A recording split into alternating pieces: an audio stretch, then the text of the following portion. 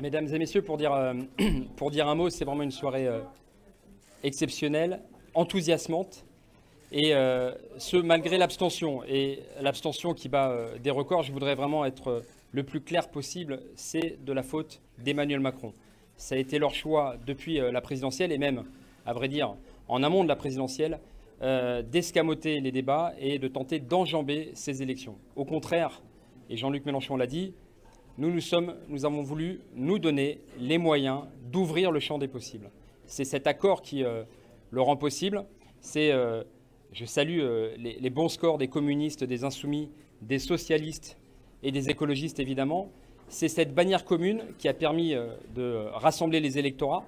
C'est aussi cette bannière commune, et c'est peut-être encore plus important, qui a permis à nombre de personnes de venir se joindre à cette dynamique. Et donc, l'abstention est le résultat de la tentative d'Emmanuel Macron d'enjamber ces élections. Nous voulons un débat dans cet entre-deux tours parce que finalement, c'est projet contre projet. Nous avons réalisé un score historique. Jamais l'opposition temporaire n'a pu faire comme ça jeu égal avec la majorité temporaire 2 mois après une élection. Et jamais un président n'a obtenu un aussi bas score, puisque les présidents Chirac, Sarkozy et Hollande étaient plutôt à plus de 40. Donc c'est un formidable désaveu pour le président, malgré cette abstention, évidemment, que nous déplorons. Il y a un choix dimanche, et en quelque sorte, c'est un référendum à choix multiples. Dimanche, on choisit pour ou contre la retraite à 65 ans, et nous proposons la retraite à 60 ans. On choisit pour ou contre poursuivre avec Parcoursup, et nous proposons d'en finir et d'augmenter le nombre de places à l'université. C'est pour ou contre la vie chère et le maintien des bas salaires, et nous proposons de bloquer les prix et d'augmenter les salaires. Et c'est pour ou contre l'inaction climatique. Ce gouvernement a été condamné par 2 fois pour inaction climatique. Il proposait de sortir du glyphosate, il a réintroduit les néonicotinoïdes. L'enjeu et l'objectif de la nouvelle Union populaire écologique et sociale, c'est moins 65% d'émissions de gaz à effet de serre d'ici 2030. Ça veut dire rattraper le retard sur la mise en œuvre des accords de Paris. C'est véritablement un choix de société qui se joue dimanche.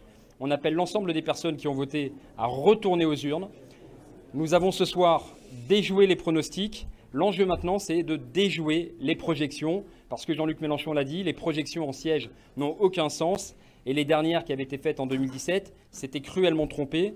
De quoi? 50 sièges, c'est-à-dire ce qui fait basculer une majorité. Donc nous comptons sur la mobilisation la plus grande pour non seulement déjouer les pronostics comme ce soir, mais demain déjouer les projections. Le champ des possibles est ouvert et nous appelons l'ensemble de la population à s'en saisir. Merci à vous. Et je cède la parole à Eva Sas, porte-parole nationale d'Europe Écologie Les Verts. Merci Julien, c'est vrai que c'est historique. Nous faisons jeu égal avec Ensemble. Nous sommes au second tour dans peut-être 500 circonscriptions et c'est un désaveu pour ce gouvernement. Tout est ouvert pour le second tour. Et c'est vrai que nous avons senti sur le terrain une formidable envie d'en finir avec une politique régressive et arrogante, une frustration d'avoir été dépossédé de la présidentielle et de vouloir reprendre son destin en main aux législatives pour arrêter la paupérisation de l'hôpital et de l'école, pour une véritable revalorisation des salaires, des retraites dans cette période d'inflation. Partout aussi, les citoyens ont compris qu'il n'y avait rien à attendre d'Emmanuel Macron en matière d'écologie, que s'il voulait agir contre le dérèglement climatique, pour le bien-être animal, pour la protection de la biodiversité, il fallait voter pour les candidats de la NUPES.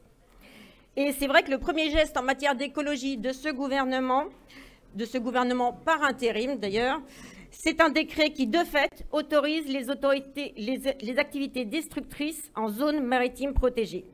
Donc nous appelons à la mobilisation de tous, parce que la victoire est possible dans beaucoup de circonscriptions au second tour, et nous appelons notamment la jeunesse, pour ceux qui veulent qu'on agisse pour le climat. On a 3 ans pour agir, c'est le moment de se mobiliser. Alors, aux urnes, le 19 juin.